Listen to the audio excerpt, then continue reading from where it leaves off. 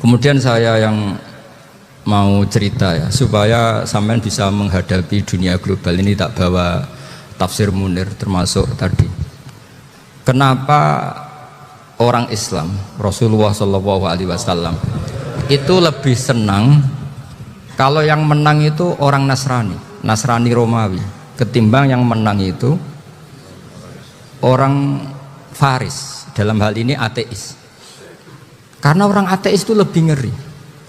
Sebetulnya beberapa penemuan sains, terutama di ilmu medis, itu orang Amerika, kayak cloning.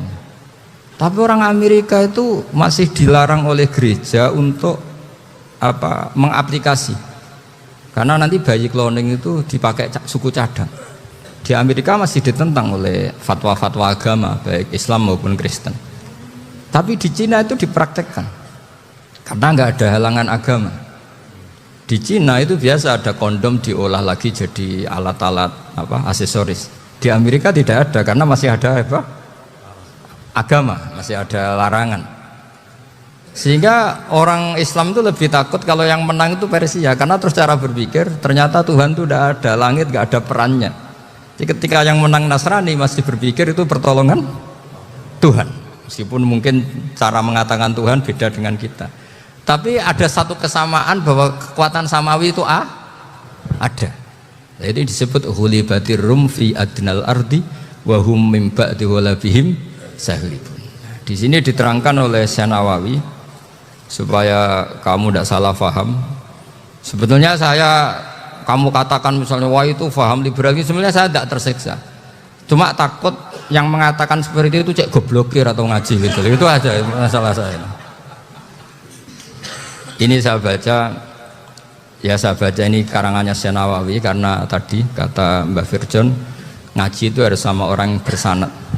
Saya ini kalah sama beliau itu berkali-kali. Secara nasab saya harus manggil Mbah. Secara silsilah ilmu saya juga kalah lagi. Saya sering disewani sama cucu-cucu Syekhona Khalil. Kiai Siddiq itu termasuk murid dekat beliau Syekhona Khalil. Kalau itu berarti kan Gus Firjon, Ahmad, terus Mbah Siddiq. Mbah Siddiq ngaji Syekhona Khalil.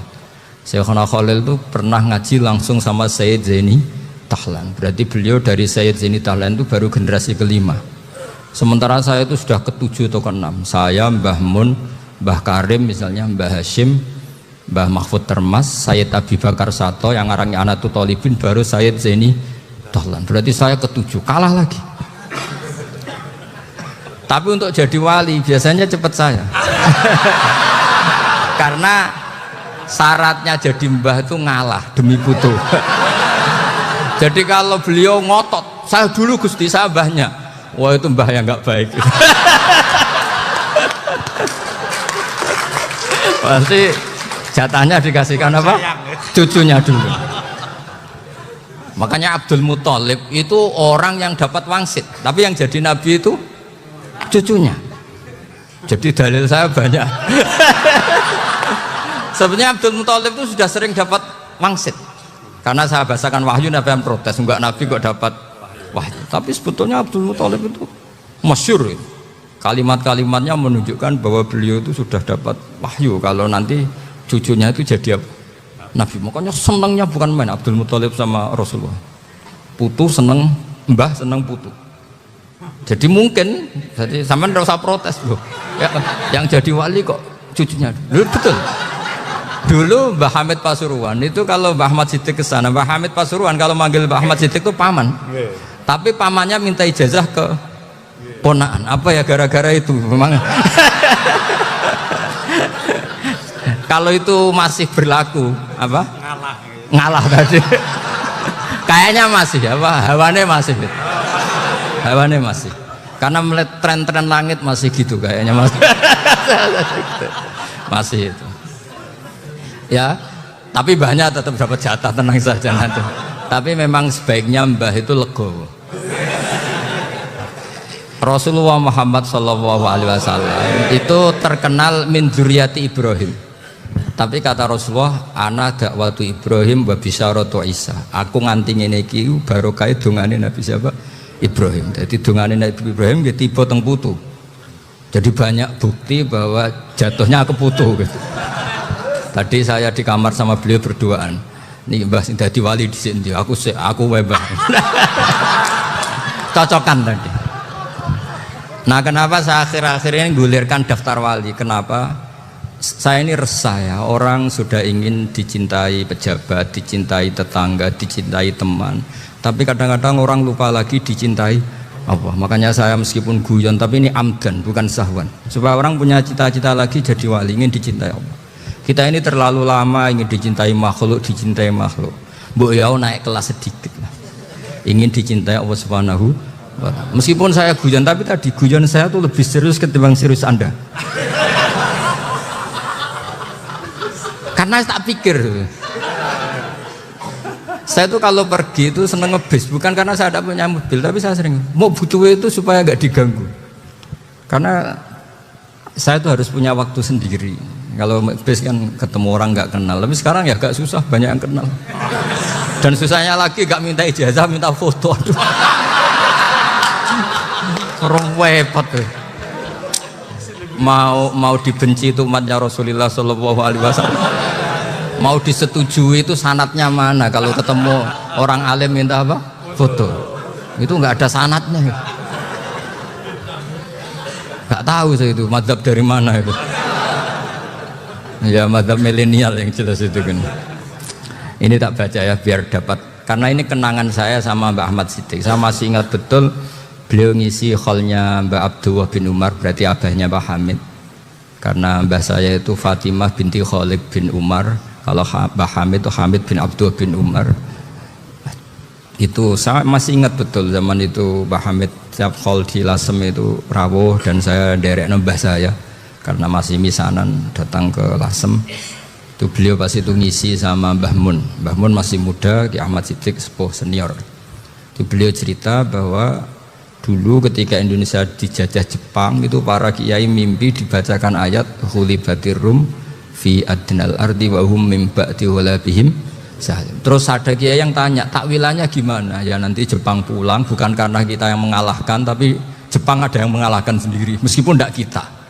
Kayak dulu Faris tidak dikalahkan Islam tapi dikalahkan Romawi, tapi yang senang umat Islam. Wa yauma idzi yafrahul mu'min. Itu luar biasa ulama-ulama kita. Delalah kejadiannya Indonesia seperti itu. Yaitu kita tidak mengalahkan Jepang, tapi Jepang pulang sendiri karena dikalahkan apa? Sekutu. Ya ini saya baca. Ini tidak usah dicek bacanya benar apa enggak. Sudah aman apa? Aman. Karena kalau saya salah itu ya sengaja. Artinya ya sengaja. Ya biasa maksudnya. Saya kemarin ngisi di Pondok Peloso, di Pondok Al Munawir Jogja. Salah itu ada dua, ada salah memang benar-benar salah. Itu nggak apa-apa, bisa dimakfu. Karena mesti sangke wong goblok salah yang terus itu.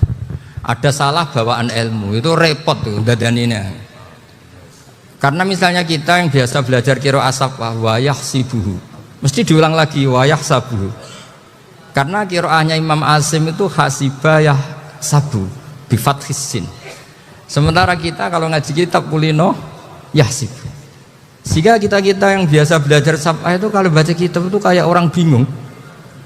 Kadang-kadang yang ngaji juga bingung. Gus Pak mocok di bulan pelin. Ya tepat-tepatan. Ada yang mengatakan Gus Pak bingung, ada yang mengatakan Gus Pak alim alamah. Ya tepat-tepatan nasib tadi. Karena memang ya sabah memang seperti itu. Misalnya kufuan itu Imam Asim baca kufuan. Tapi beliau punya murid namanya Syu'bah, itu kalau baca kuf'an. Makanya kita itu, ini kan khataman Quran ya, jadi saya menyinggung sedikit tentang qiraah sabah. Tadi beliau juga sudah tak kasih kitab Sakhifuna Liyadal Mushaf.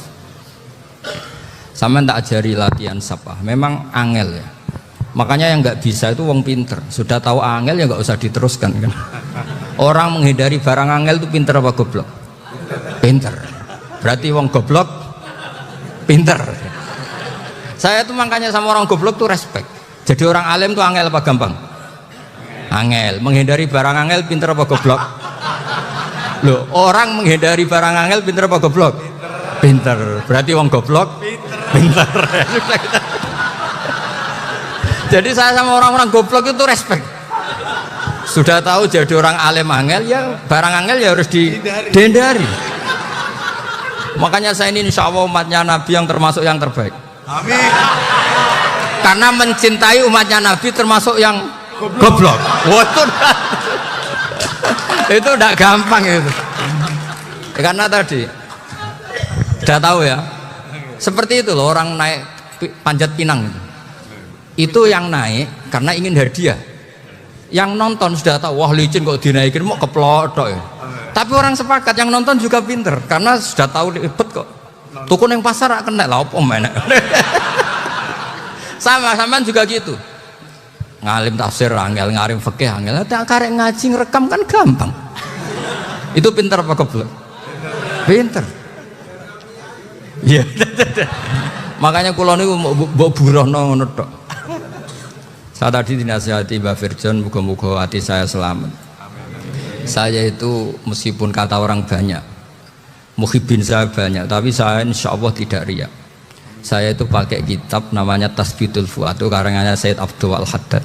Ketika beliau punya muhibin banyak ditanya, bagaimana ya Habib Anda menjaga hati Anda? Jamnya Sayyid Abdul Al-Haddad itu unik. Innama azzamu Allah. Mereka itu sebenarnya menghormati Allah, cuma butuh sarana, dan itu saya. Jadi saya tahu sampean semua itu mencintai Quran, mencintai sunnah Rasul, mencintai hadis-hadis Rasul. Cuma sampean kan karena nggak paham, terus manfaatkan saya. Jadi sebenarnya saya ini korban. Korban. Jadi saya mau riak gimana? Korban kok mau. Bangganya di mana tuh? Coba sampean misalnya ngaji tafsir, belajar sendiri kan susah. Terkibnya susah, maknanya susah, bahkan beli kitabnya kadang tidak kuat. Loh, untuk jadi alim tafsir itu kan harus beli kitab. Loh, saya sering belajar kitab itu jutaan. Tafsir Tobari, saya pernah beli kitab Fakhrur Razi itu berapa coba? 27 jilid. Karangannya Fakhrur, belum karangannya ulama modern, Imam Sa'rawi. Itu berapa jilid? Itu jutaan. Saya kemarin juga dihadiahi kitab Pak Quraish Shihab namanya Faidul Bari fi Syarhil Bukhari. Pak Quraish Shihab yang terkenal. Dia sering diskusi sama saya. Saya ngasih hadiah beliau ngasih hadiah saya. Oh itu harganya nggak kuat. Tidak kuat kadang di Indonesia nggak ada coba. Dan sampean orang hebat menghindari kesulitan itu. Nah, kesulitan itu sebab ngaji ikut, kalau nggak paham dirukokno rekamannya sudah gitu. Pinter mana sampean sama saya? Pinter sampean kan? Bikin sosis susah, beli aja kok repot kan. Nah, makanya nggak boleh orang bilang, wah aku goblok reso tafsir aku wong pinter. Makanya nanti kalau saya ketemu Nabi tidak termasuk orang yang mentahkir orang Islam. Kafa bil mari isman ayah kira akhahul muslim. Jadi cukup orang itu dosa kalau menyepelekan orang Islam, termasuk darani sampean goblok itu dosa. Caranya enggak darani goblok ya tadi di logika tadi. Alim itu angel, ngendari angel itu pinter, berarti wong bodoh pinter ya sudah gitu. Tapi tetap bodoh. Tapi ini satu cara untuk saya respect gitu. Coba orang yang ngaji tafsir saya banyak, mungkin ribuan. Itu sebetulnya mencintai Quran. Karena Quran adalah kitab suci yang panduannya umat Islam. Sangat mencintai Quran. Terus kemudian mereka nggak paham.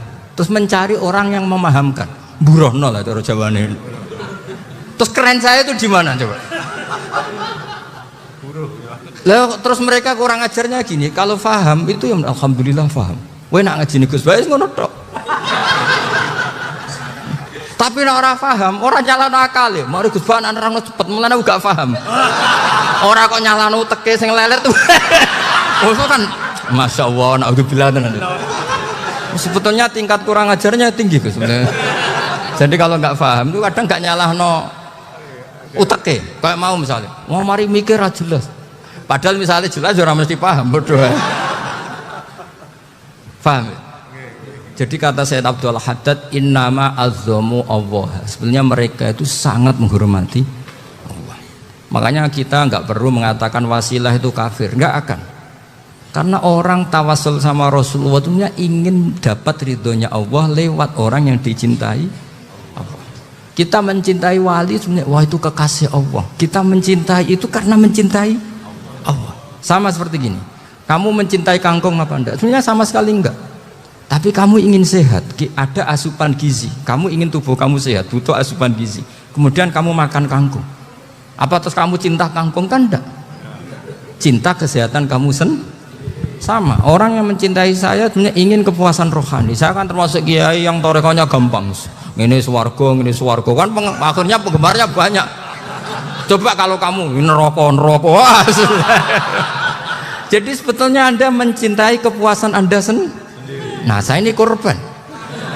Makanya untuk masuk surga cepat saya. Korban itu cepat. Da'watul mazlum la turaddu kan gitu.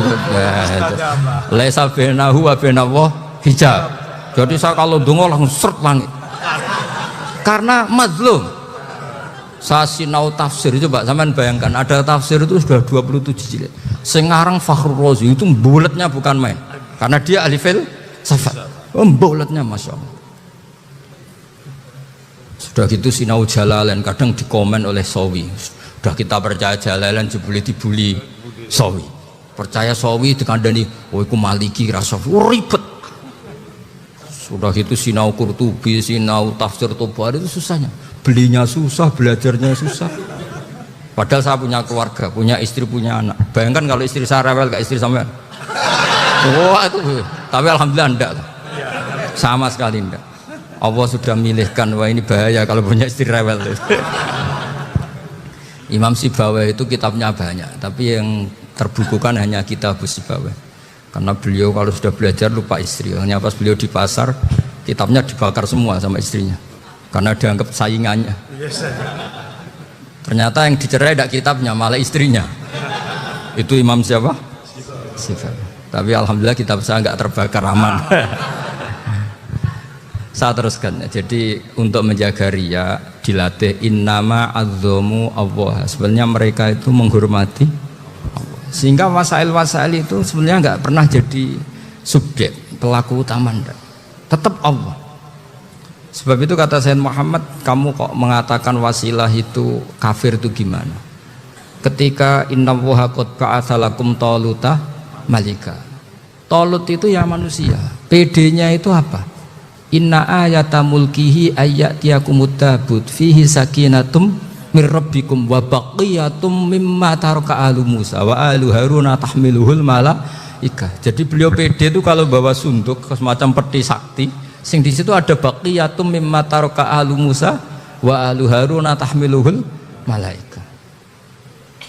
Ya kayak semacam jimat ya. Tapi saya bukan mensyariatkan jimat enggak, karena nanti banyak penjual yang pembohong juga gitu loh. Cuma cerita, kamu tidak usah mengatakan kafir. Dulu Talut PD-nya kalau bawa sunduk semacam peti kesaktian yang di situ ada baqiyatum mimma taraka alu Musa wa alu Haruna tahmiluhul malaika. Sehingga Khalid bin Walid meskipun beliau sahabat dan menyaksikan wajah Rasulullah sallallahu alaihi wasallam, itu bawa sya'aratun min sya'aratihi Rasulullah sallallahu alaihi wasallam, bawa rambutnya Nabi. Perang kemana-mana itu diletakkan di pecinya. Nanti sama tanya lagi, masa pakai peci Khalid bin Walid ini? Wah panjang, sampai itu repot. Sampai tak warai ngaji usul fikih. Usul fikih itu kalau ngaji itu ada istilah tangkihul manat. Ini mesti ini wilayah yang kita bisa berdebat sama Mbah Firjon. Dulu itu musuh saya karena saya mewakili Anwar, beliau mewakili Peloso. Tapi tahu-tahu kalah tua terus saya mengundurkan diri. Di fikih itu ada istilah, ada tangkihul manat, ada tahqiqul manat, ada tangkihul manat. Tangkih itu kira-kira gini, lafadz hadis itu dibuang sekian untuk tahu bahwa itu madarul hukmi. Misalnya gini, tak beri contoh paling gampang. Sama harus paham, kalau nggak paham nggak pinter-pinter. Ja'a a'rabiyun ila Rasulillah sallallahu alaihi wasallam. Ya karena ini menghormati Mbah Ahmad Siddiq, saya orang alim, jadi ngaji ini tetap ada suasana alim. Ya harus ada suasana alim, nggak perlu jadi orang alim, tadi susah. Sudah ngedari susah itu pintar, sudah itu aja. Jadi orang alim susah, ngedari barang susah pintar, berarti orang tidak alim pintar. Nah, meskipun tetap sudah kita Itu pegangi sampai mati nanti. Loh, jadi orang alim tuh repot. Itu kata Imam Ghazali, kalau orang alim kalau masuk surga itu sama Allah nggak boleh. Kif, kamu nggak boleh langsung masuk surga. Coba cari umat kamu, syafaati dulu. Nah, saya takut nyari sampean nggak bisa kembali. Saya tidak punya rencana itu. Pokoknya mau masuk. Golek sampean kuaduan. Aduan balik raroh deh, wah repot nanti saya. Berat jadi orang alim itu berat. Ya saya teruskan ya. Ada tangkihul manat. Ja'a A'rabiyun ila Rasulillah sallallahu alaihi wasallam. Faqala ahlaktu wa ma ahlakaka qal waqa'tu imraati fi nahari Ramadan. Ya sidang saya ini rusak ya Rasulullah. Kenapa? Karena saya menjima istri saya fi nahari Ramadan. Terus kata Nabi, kamu harus bayar kafarah. Napa Nabi kafarah? Puasa 2 bulan. Wong baru 1 hari aja terjadi gitu kok disuruh puasa 2 bulan. Ya tidak kuat ya Rasulullah.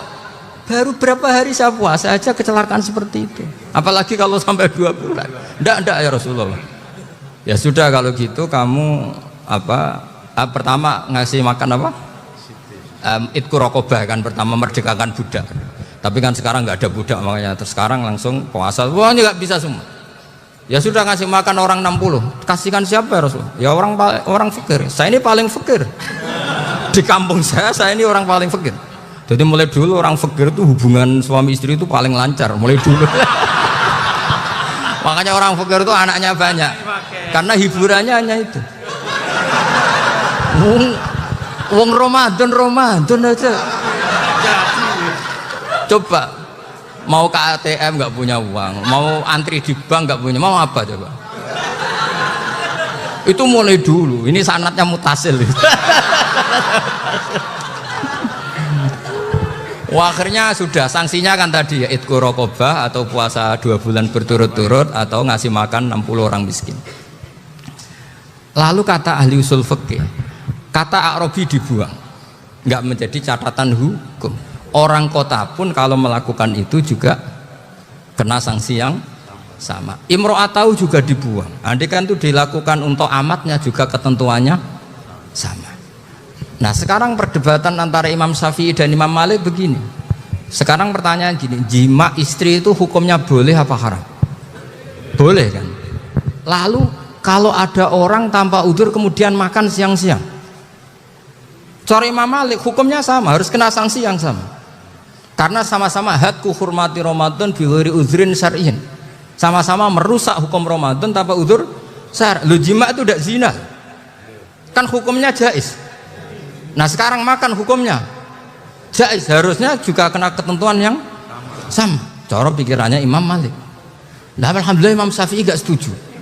Wah, cara setuju repot. Bahkan orang-orang Syafi'i sudah punya khilah, kalau gitu minum dulu. Iya, biar tidak kena. Iya, biar iftarnya pakai minum. Setelah minum baru jima kan. Iya. Ini sudah menyiapkan khilahnya. Ini khas Syafi'i ini, bongsong rekayasa hukum. Nanti bisa belajar jauh cara ngakali hukum. Makanya guyonan yang masyhur Gus Dur itu gitu. Ada seorang kiai atau Gus lah, ya punya salah, namanya manusia akan punya salah, entah cangkruk entah apa, pokoknya punya salah.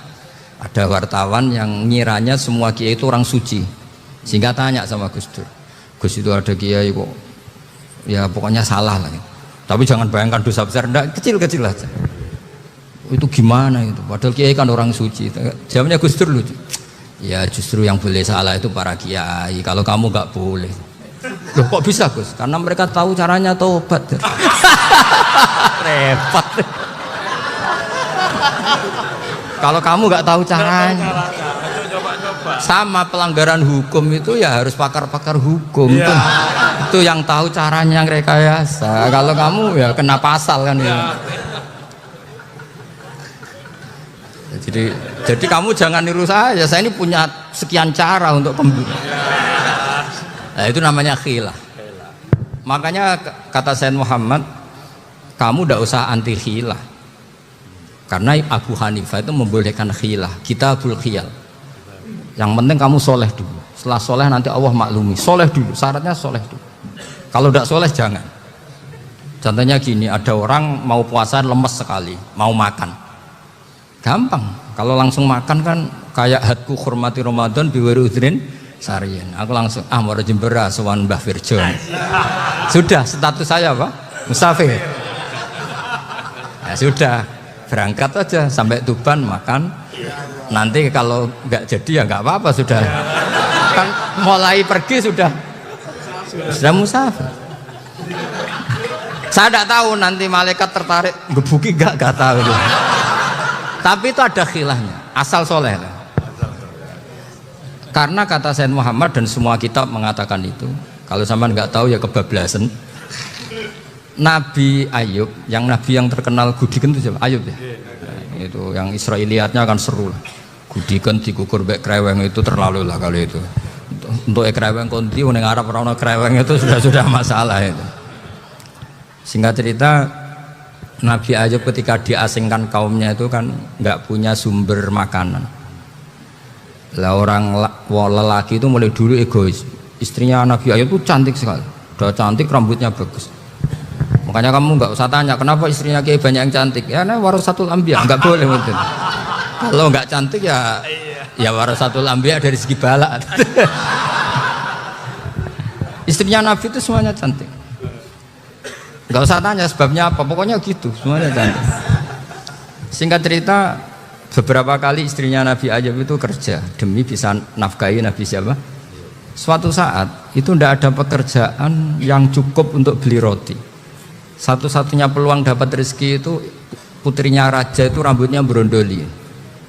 Terus ada sayembara siapa yang rambutnya bagus mau dibeli. Sampai rambutnya istrinya Nabi Ayub itu dijual. Nabi Ayub tersinggung karena itu mengurangi kecantikan. Jadi lelaki mulai dulu gitu. Udah nggak urun kalau istrinya nggak cantik itu komplain. Itu khasnya lelaki. Jadi kalau kamu gitu ada sanadnya juga, tenang saja ya. Komplain ya pegawaian itu. Saking mangkelnya Nabi Ayub terus ngendikan la adriban naki mi'ata sautin. Kamu akan saya pukuli dengan mi'ata sautin atau dengan 100 cambuan. Atau mi'ata dikhtin atau mi'ata apalah sesuai konteks zaman itu. Enggak namanya pecut tuku konti kok ribet lagi. Singkat cerita akhirnya ketahuan bahwa istrinya menjual itu demi Nabi Ayub. Allah nggak ridho kalau kekasihnya yaitu istrinya Nabi Ayub wis perjuangan kayak gitu malah kena hukuman. Tapi Allah juga nggak ingin kekasihnya yang bernama Ayub melanggar sumpah. Padahal beliau sudah sumpah wallahi demi Allah nanti tak pukul dengan 100 kali. 100 kali dengan lidi lah misalnya, contoh yang gampang tuh lidi. Akhirnya sama Allah dikasih satu solusi. Wa khud biyadika dikhtan fadrib bihi wala tahnas. Ya sudah, lidi itu ikat jumlahnya 100. Terus pukul sekali saja. Anggap saja sudah 100. Iku pangeran sing wari ngakali ngono iku pangeran. Tapi syaratnya soleh. Syaratnya soleh. Jadi kalau kamu anti khilaf berarti anti ajarannya Allah di ayat itu. Wa khud biyadika dikhtan fadrib bihi wala tahnas. Itu dulu ada, ini cerita di Ithaf, ini cerita terakhir, ini sudah, sama jangan nama sudah. Terus pengumuman tadi, yang nggak pernah sepuh ngutang saya itu haram tadi. Karena tadi saya punya kewajiban di rumah yang bisa menggugurkan kewajiban yang lebih besar. Lebih besar itu ya tadi, bisa pernah guru, pernah sepuh, yang jelas gak umur. Umur sampean menangkap itu, tua serepot itu. Ada raja itu ganteng kaya, senengannya nikah perawan cantik. Itu semua kampung mesti kenal. Mungkin digilir atau gimana pokoknya. Suatu saat ada pemuda suka sama perempuan yang di kampungnya, cantik sekali. Kemudian pemuda ini ternyata pekerja di kerajaan itu. Tiap hari ditanya, wah itu yang di kamu yang cantik siapa? Mau saya nikahin gini. Wah bahaya ini saingannya raja. Jadi yang dibidik pemuda tadi itu saingannya. Si raja ini orang yang namanya raja kan gengsinya tinggi. Kaifatang kihuha wa qad ra'aitu qad qabbalaha rajulun. Kok mbok nikah piye? Saya itu pernah melihat dicium lelaki. Wah, gak mau. Gak gelem wis kadung ditambung wong lanang wa qad qabbalaha rajulun. Saya pernah melihat sendiri qabbalaha rajulun, dicium oleh lelaki. sudah nggak minat raja langsung gak keren. Suatu saat pemuda tadi nikahi perempuan itu, rajanya marah-marah, kamu laki gak punya harga diri gini. Gak punya selera, gak punya harga diri, sudah pernah dicium orang kok tetap dinikah. Terus bilang ke rajanya, takrif manir rojul, laki itu siapa? Abuha. Kamu tahu lelaki itu siapa? Sopo? Abuha. Bapaknya. Saya kan hanya bilang rojulun. Pernah dicium lelaki. Lah pikirannya raja itu lelaki kue-kue ngene iki. Tapi butuhe canom mau raja ben gak sida. Itu aja tuhnya. Baru kayak digulirkan gitu waqat qabbalah rajulun. Wah enggak mau. Setelah itu suatu saat pegawainya tadi ini kayak perempuan. Kamu gak punya harga diri gini. Kamu tahu manir rajul apa abuha. Wah nak ngono aku gak apa-apa. Lah monggo sakniki wis bojo kula. Ora trimo wis diambung wis macem-macem. Lah itu namanya khilah. Apa? Khilah. Kalau di balaghah disebut tauriyah atau apa. Tapi saya tidak ngajari sampean seperti itu. Sudah pinter sebelum saya ajarin. Bangsa ngakali kan sudah pinter. Ya ini terakhir tak baca Arabnya saja nanti. Bismillahirrahmanirrahim. Biar dapat barokahnya Syekh Nawawi juga barokahnya guru-guru. Bismillahirrahmanirrahim. Wa sababu nuzuli hadil ayati annahu kana baina farisa war rumi qitalun wa kana al musyrikuna yawadduna antaghliba farisu ar-ruma li anna farisa kanu majusiyan ummiyin wal muslimuna yawadduna ghalabatar rum ala faris liqaunihim ahla kitabin. Jadi zaman dulu orang Islam lebih senang kalau yang menang itu orang Nasrani. Kalau bandingannya ateis. Karena bagaimanapun percaya kekuatan langit. Sementara orang ateis sama sekali tidak percaya kekuatan. Apapun bedanya kita dengan Nasrani itu ada kesamaan, yaitu percaya adanya kekuatan langit. Sehingga ketika orang Romawi kalah itu orang Islam ikut susah. Paham ya? Makanya ini tak baca biar sampean nggak macam-macam pikirannya. Fab'atha Kisra saat terusnya, ya pokoknya seperti itu. Akhirnya Rasulullah SAW berdoa lebih senang yang menang itu Rom karena ahli kitab. Artinya apa? Kemenangan ahli kitab adalah kemenangan makhluk atau hamba Allah yang mentautkan kekuatan kita di bumi dengan kekuatan langit. Makanya saya berharap selain kita ikhtiar medis, kita harus memperbanyak istighfar. Bagaimanapun semua itu dari Allah Subhanahu wa ta'ala. Kita menghormati negara dengan ikhtiarnya, tapi saya mohon sekali kita juga istighfar, karena semua itu juga ditentukan oleh Allah, oleh langit. Ya, saya kira demikian. Assalamualaikum warahmatullahi wabarakatuh.